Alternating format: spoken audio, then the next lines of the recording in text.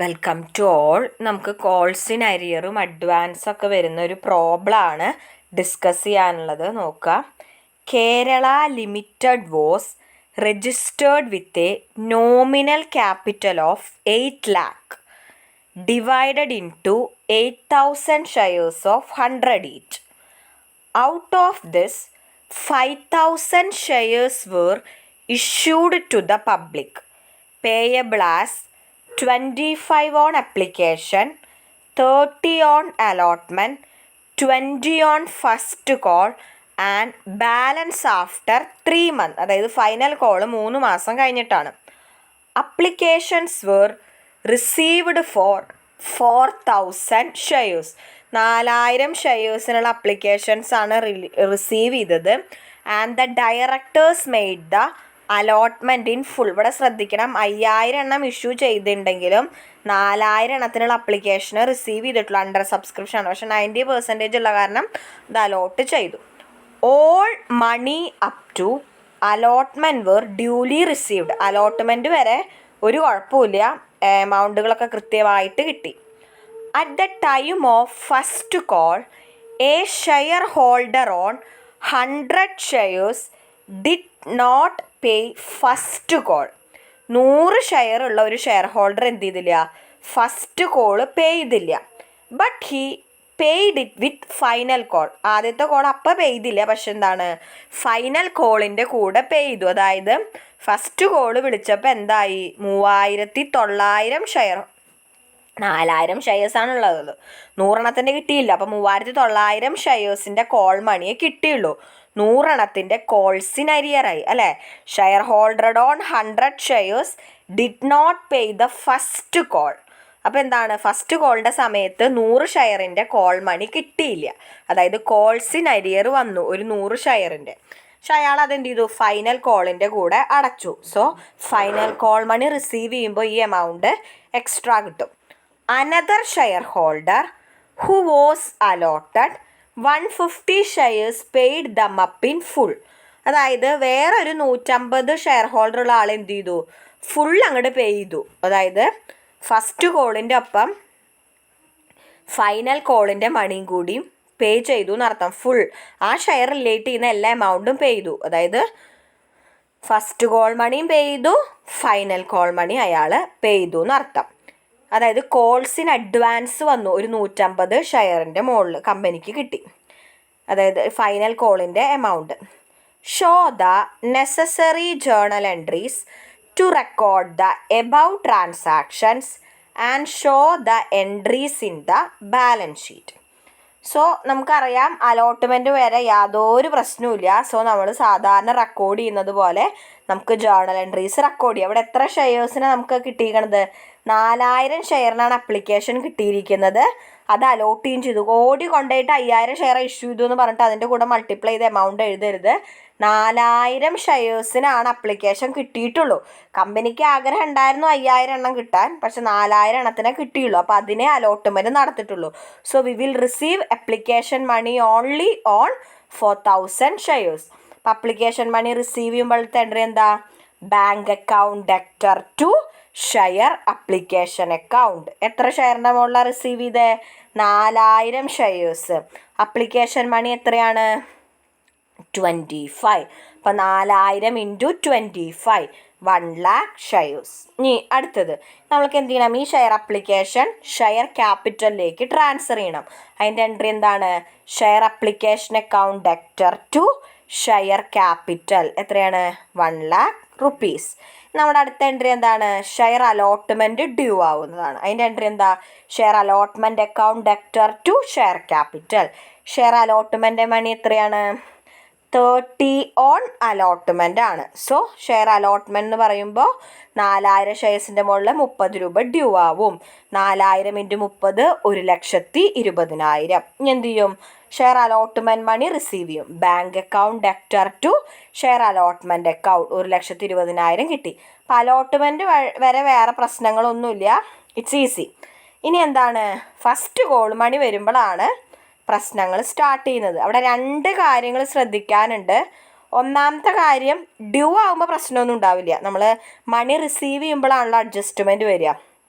ഒന്നാമത്തെ കാര്യം 100 എണ്ണത്തിൻ്റെ മുകളിൽ കാശ് കിട്ടിയിട്ടില്ല ഫസ്റ്റ് കോള്. രണ്ടാമത്തെ കാര്യം എന്താണ്, 150 എണ്ണത്തിൻ്റെ മുകളിൽ 150 ഷെയർസിൻ്റെ എന്താണ് ഫുൾ അടച്ചു, അതായത് ഫസ്റ്റ് കോളും അടച്ചു ഫൈനൽ കോളും അടച്ചു. അപ്പോൾ അത് രണ്ടും ഓർത്തിരുന്നിട്ട് വേണം എൻട്രി ചെയ്താൽ. അപ്പോൾ ആദ്യം ഡ്യൂ ആവുമ്പോൾ പ്രശ്നങ്ങളൊന്നുമില്ല. എന്താണ്, share first call account debtor to share capital 40,000 അല്ല 4,000 ഷെയർസിൻ്റെ മുകളിൽ ഫസ്റ്റ് കോൾ എത്രയാണ് 20 രൂപ. 20 രൂപ വെച്ചിട്ട് ഡ്യൂ ആയി. 4,000 × 20 80,000 ഡ്യൂ ആയി. ഇനി നമുക്കറിയാം എന്താണ് മണി റിസീവ് ചെയ്യുമ്പോഴത്തെ കാര്യം. മണി റിസീവ് ചെയ്യുമ്പോൾ എന്താണ്, നമ്മൾ ഫസ്റ്റ് മെത്തേഡ് ഉപയോഗിക്കുകയാണ് ചെയ്യുക. എത്രയാണോ എമൗണ്ട് റിസീവ് ചെയ്തിരിക്കുന്നത് അത് നമ്മൾ എന്ത് ചെയ്യും, കോൾ അക്കൗണ്ടിൽ കാണിക്കുകയും ചെയ്യുക. ഇവിടെ കോൾസ് ഇൻ അരിയർ നമ്മൾ സെപ്പറേറ്റ് ആയിട്ട് കാണിക്കുന്നില്ല, ഫസ്റ്റ് മെത്തേഡാണ് ഉപയോഗിക്കുന്നത്. We are not opening separate account for calls in arrear. Calls in അഡ്വാൻസിന് പിന്നെ എന്തായാലും കാണിക്കണമല്ലോ. സോ നമ്മളെന്താണ്, ബാങ്ക് അക്കൗണ്ടിൽ എത്ര കിട്ടും, 4,000 ഷെയർസാണ് നമുക്കുള്ളത്.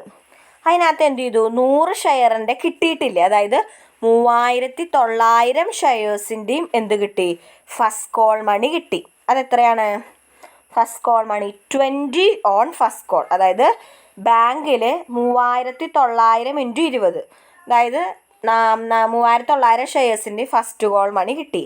അത് മാത്രമാണോ കിട്ടിയത്, പ്ലസ് എന്തും കൂടി കിട്ടി, 150 ഷെയറിൻ്റെ മുകളിൽ ഫുൾ കിട്ടി. അതായത് ഫസ്റ്റ് കോളും കിട്ടി ഫൈനൽ കോളും കിട്ടി. ഫസ്റ്റ് കോൾ നമ്മൾ ഓൾറെഡി റെക്കോർഡ് ചെയ്തു. അപ്പോൾ എന്താണ്, ഇതിൻ്റെ മുകളിലുള്ള ഫൈനൽ കോൾ മണി കിട്ടി. എത്രയാണ് ഫൈനൽ കോളിൻ്റെ എമൗണ്ട് നോക്കി നോക്കൂ, അത് തന്നിട്ടില്ല. 25 രൂപ അപ്ലിക്കേഷൻ, 30 രൂപ അലോട്ട്മെൻറ്റ്, സോ 55 20 രൂപ ഫസ്റ്റ് കോള്, സോ 75 ബാക്കി 25 രൂപയാണ് ഫൈനൽ കോൾ. അപ്പോൾ ഈ 150ൻ്റെ മുകളിൽ എന്ത് കിട്ടി, അതും കൂടി കിട്ടിയിട്ടുണ്ട്. സോ ബാങ്കിൽ 3,900 ഷെയർസിൻ്റെ മുകളിൽ 20 രൂപയും 150 ഷെയർസിന് ഒരു കോൾസിന് അഡ്വാൻസ് ആയിട്ടുള്ള 25 കിട്ടും. 150 × 25, 3,900 × 20 പ്ലസ് 150 × 25 81,750. 3,900 × 20 78,000 ആണ് വരിക. 150 × 25 3,750. അപ്പോൾ മൊത്തം 81,750. മനസ്സിലായി എന്ന് വിചാരിക്കണു. നോക്കൂ, at the time of first call a shareholder on 100 share did not make first call. അതായത് 100 ഷെയറിൻ്റെ മുകളിൽ നമുക്ക് എന്ത് കിട്ടിയിട്ടില്ല, ഫസ്റ്റ് കോള് കിട്ടിയിട്ടില്ല. അതിൻ്റെ അർത്ഥം എന്താണ്, 3,900 ഷെയറിൻ്റെ മുകളിലുള്ള ഫസ്റ്റ് കോൾ മണിയാണ് ക്യാഷ് ആയിട്ട് റിസീവ് ചെയ്തിട്ടുള്ളൂ. അപ്പോൾ ബാങ്ക് എന്ന് പറയുമ്പോൾ ആ എമൗണ്ട് ഉണ്ടാവും 3,900 × 20. പിന്നെ ഒരു സെൻറ്റൻസ് കൂടി, another share holder was allotted 150 shares paid them in full. ഇത് 150 ഷെയർ ഉള്ള ഒരാൾ എന്ത് ചെയ്തു, മൊത്തം എമൗണ്ട് തന്നു. ഫസ്റ്റ് കോളും തന്നു ഫൈനൽ കോളും തന്നു. ഫസ്റ്റ് കോളിൻ്റെ എമൗണ്ട് ഈ 3,900 പെട്ടു, ഈ 150 ഷെയർസ്. സോ നമ്മളത് വേറെ എഴുതണ്ട. എന്താണ്, കോൾസിന് അഡ്വാൻസ് കിട്ടിയത് എത്രയാണ്, ഫുൾ കിട്ടിയെന്ന് പറഞ്ഞാൽ ഫൈനലാണല്ലോ ഇനി വിളിക്കാവുള്ളൂ. അപ്പോൾ അതും കൂടി തന്നു എന്ന് അർത്ഥം. അതായത് 25 രൂപയും കൂടിയും കിട്ടി. 150 × 25. അപ്പം അങ്ങനെയാണ് 81,750 വന്നത്.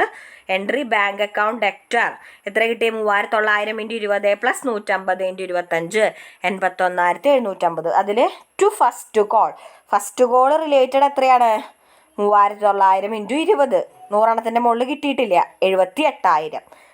കോൾസിന് അഡ്വാൻസ് എത്രയാണ്, 150 ഷെയറിൻ്റെ ആണ് ഫൈനൽ കോൾ മണി ആയിട്ടുള്ള 25 കിട്ടിയിരിക്കുന്നത്. അപ്പോൾ 150 × 25 3,750. നരേഷൻ കണ്ടില്ലേ, first call money received on 3,900 shares at 20 each and final calls in advance on 150 shares at 25 each.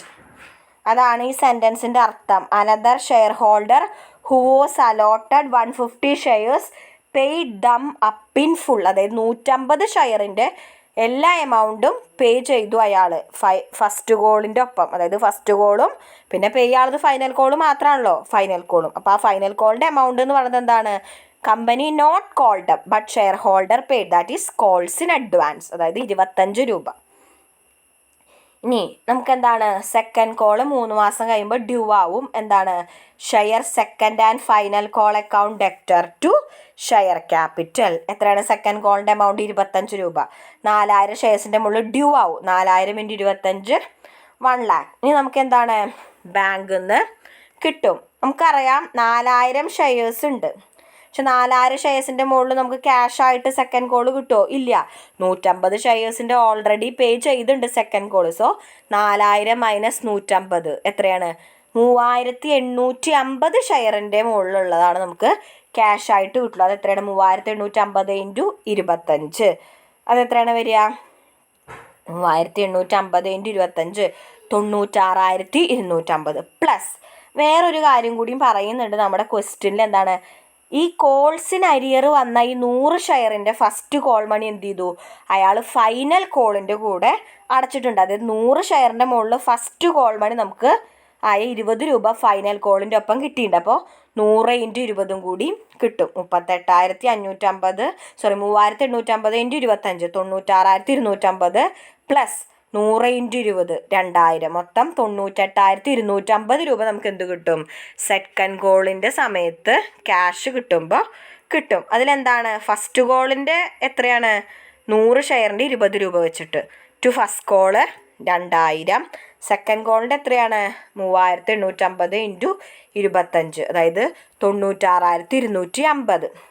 നമ്മൾ എന്ത് ചെയ്യണം? ഈ സെക്കൻഡ് കോളിന് ഇത്രയും തരാൻ കാരണം 150 ഷെയറിൻ്റെ അഡ്വാൻസ് ആയിട്ട് കിട്ടിയ കാര്യമാണ്. സോ ആ അഡ്വാൻസ് എമൗണ്ട് നമ്മൾ എന്ത് ചെയ്യണം? കോളിലേക്ക് അഡ്ജസ്റ്റ് ചെയ്യണം. അതിൻ്റെ എൻട്രി നമ്മൾ പഠിച്ചിട്ടുണ്ട്. Calls in advance account debtor to share second and final call. എത്രയാണ് കോൾസ് ഇൻ അഡ്വാൻസിൽ കിടക്കണത്? നോക്കി നോക്കൂ. 150 ഷെയറിൻ്റെ 3750. അപ്പോൾ എന്താണ്? 3750. ഇനി നമ്മൾ പറഞ്ഞിട്ടുണ്ട് എന്താണ്? ഒന്നും പറഞ്ഞിട്ടില്ലെങ്കിലും കോൾസിൻ അരിയറിൻ്റെ മുകളിലും കോൾസിൻ്റെ അഡ്വാൻസിൻ്റെ മുകളിലും ഇൻട്രസ്റ്റ് ഡ്യൂ ആകുന്ന എൻട്രി നമ്മൾ എഴുതണം. നമ്മുടെ ടേബിൾ എഫ് പ്രകാരം കോൾസിൻ അരിയറിൻ്റെ മുകളിൽ മാക്സിമം 10% ആണ് ഇൻട്രസ്റ്റ്. അതുതന്നെയാണ് നമ്മൾ ചാർജ് ചെയ്യുക, വേറെ ഒന്നും ക്വസ്റ്റ്യനിൽ പറഞ്ഞിട്ടില്ലെങ്കിൽ. അതുപോലെ കോൾസിന് അഡ്വാൻസിൻ്റെ മുകളിൽ ഇൻട്രസ്റ്റ് 12% ആണ്. അതുതന്നെയാണ് നമ്മൾ ചാർജ് ചെയ്യുക. സോ നമുക്കറിയാം ഫസ്റ്റ് കോള് നടത്തിയിട്ട് 3 മാസത്തിന് ശേഷമാണ് സെക്കൻഡ് കോള് നടത്തുന്നതെന്ന് ക്വസ്റ്റ്യനിൽ പറഞ്ഞിട്ട് നോക്കി നോക്കൂ. Balance after 3 months. സോ കോൾസിന് അരിയർ 100 രൂപയുടെ ഷെയർ ഫൈനൽ കോളിൻ്റെ കൂടെ കിട്ടുന്നത്. അതായത് 3 മാസം കഴിഞ്ഞിട്ടാണ് കിട്ടുന്നത്. സോ 3 മാസത്തേക്കുള്ള ഇൻട്രസ്റ്റ് ചാർജ് ചെയ്യാം. ഇൻട്രസ്റ്റ് ഡ്യൂ ആവുന്ന എൻട്രി എന്താണ്? Sundry share holder account debtor to interest on calls in arrear. എത്രയാണ് കോൾസിൻ അരിയർ വരുന്നത്? 2000 രൂപ. എത്രയാണ് കോൾസിൻ അരിയർ? 100 ഷെയറിൻ്റെ മുകളിൽ 20 രൂപ വെച്ചിട്ട് 2000 രൂപയാണ് കോൾസിൻ അരിയർ. 10% എന്ന് പറയുമ്പോൾ 2000 × 10/100 എത്രയാണ്? 200. അത് 3 മാസത്തേക്കാണ് വരുന്നത്. ഇൻറ്റു 3/12 എത്രയാണ്? 200 × 3/12 50 രൂപയാണ് എന്ത് വരിക? ഇൻട്രസ്റ്റ് ഓൺ കോൾസിൻ അരിയർ വരിക. കോൾസിൻ്റെ അരിയർ എത്രയെന്ന് അറിയാലോ? 100 ഷെയറിൻ്റെ മുകളിൽ 20 വെച്ചിട്ട് 2000 രൂപ. കോൾസിൻ്റെ അരിയറിൻ്റെ ഇൻട്രസ്റ്റ് 10%. അപ്പോൾ 2000 × 10/100 എത്ര മാസത്തേക്ക്? ഒരു കൊല്ലത്തേക്ക് ഉണ്ടാവില്ല, 3 മാസത്തേക്കുള്ള. അപ്പോൾ ഇൻറ്റു 3/12 അപ്പോൾ 50 റുപ്പീസാണ് വരുന്നത്. അപ്പോൾ നമുക്ക് കിട്ടി. ഇനി കോൾസിന് അഡ്വാൻസിൻ്റെ മുകളിൽ ഇൻട്രസ്റ്റ് നമ്മൾ പേ ചെയ്യണം. അതിൻ്റെ എൻട്രി എന്താ നമ്മൾ പഠിച്ചേക്കണേ? Interest on calls in advance account debtor to sundry share holder അല്ലെങ്കിൽ മെമ്പർ എന്ന് എഴുതാം. അപ്പോൾ എന്താണ്? കോൾസിന് അഡ്വാൻസിൻ്റെ എമൗണ്ട് എത്രയാണ്? 3750 ഇൻറ്റു അതിൻ്റെ ഇൻട്രസ്റ്റ് റേറ്റ് എത്രയാണ്? 12% ബൈ 12/100 ഇൻറ്റു അതും എത്രയാണ്? ഫൈനൽ കോളിൻ്റെ മണി ഫസ്റ്റ് കോളിൽ പേ ചെയ്തു. അതായത് 3 മാസം മുമ്പ് 3 മാസത്തേക്കാണ് ഇൻട്രസ്റ്റ് കൊടുക്കുന്നത്. അപ്പോൾ ഇൻറ്റു 3/12. സോ 112.5. 3750 into 12/100 into 3/12. അപ്പോൾ 112.5 വരിക. അപ്പോൾ എന്തെങ്കിലും ഡൗട്ട്സ് ഉണ്ടെങ്കിൽ വിളിച്ച് ചോദിക്കുകയോ മെസ്സേജ് ചെയ്യുകയോ ചെയ്യുക. പിന്നെ നമ്മളോട് ആ ബാലൻസ് ഷീറ്റിലുള്ള എമൗണ്ടും കൂടി കാണിക്കാനായിട്ട് പറഞ്ഞിട്ടുണ്ട്. സോ അത് നമുക്ക് കാണിക്കാം. നമ്മൾ പറഞ്ഞിട്ടുണ്ട് എന്താണ്? ഷെയർ ക്യാപിറ്റൽ നമ്മൾ ഇക്വിറ്റീസ് ആൻഡ് ലൈബിലിറ്റീസിൻ്റെ കീഴിൽ ഇക്വിറ്റി എന്ന് പറഞ്ഞിട്ടാണ് കാണിക്കുക. ഇക്വിറ്റി ഷെയർ ക്യാപിറ്റൽ എത്രയാണ്? നമ്മുടെ 4000 ഷെയർസിൻ്റെ മുകളിലാണ് 100 രൂപ ഫുള്ളി നമ്മൾ കോളപ്പ് ചെയ്ത കാരണം 4000 × 3 4 lakh. ഇവിടെ എമൗണ്ട് കുറയാത്തതിൻ്റെ കാരണം എന്താണ്? അവസാനമായപ്പോഴേക്കും നമുക്ക് കോൾസിന് അരിയർ ഒന്നുമില്ല, എല്ലാം കിട്ടി. ഇനി എന്താണ് കറണ്ട് അസറ്റ്? അത് എത്ര ഉണ്ട്? 4 ലക്ഷം ഷെയർ ക്യാപിറ്റൽ നമുക്ക് ക്യാഷ് ആയിട്ട് കിട്ടി. സോ ഒരു ക്യാഷ് ആൻഡ് ക്യാഷ് ഇക്വാലൻസ് എന്ന് പറഞ്ഞിട്ടുള്ളൊരു 4 lakhം കൂടിയും ഉണ്ടായിരിക്കും. നമ്മൾ പറഞ്ഞിട്ടുണ്ട് ഈ ഷെയർ ക്യാപിറ്റലിൻ്റെ ഡീറ്റെയിൽസ് നമ്മൾ നോട്ട്സ് ടു അക്കൗണ്ടിൽ കാണിക്കണം. അതാണ് notes to account. Share capital authorised എത്രയെന്ന് ക്വസ്റ്റ്യനിൽ പറഞ്ഞിട്ടുണ്ട്. എത്രയാണ്? 8000 shares of 100 each, 8 lakh. Issued എത്രയാണ്? 5000 ഷെയർസാണ് നമ്മൾ ഇഷ്യൂ ചെയ്തിരിക്കുന്നത്. പക്ഷേ എന്താണ് പെയ്ഡപ്പ് എത്ര വരണത്? അതായത് സബ്സ്ക്രൈബ് എത്ര വരണേ?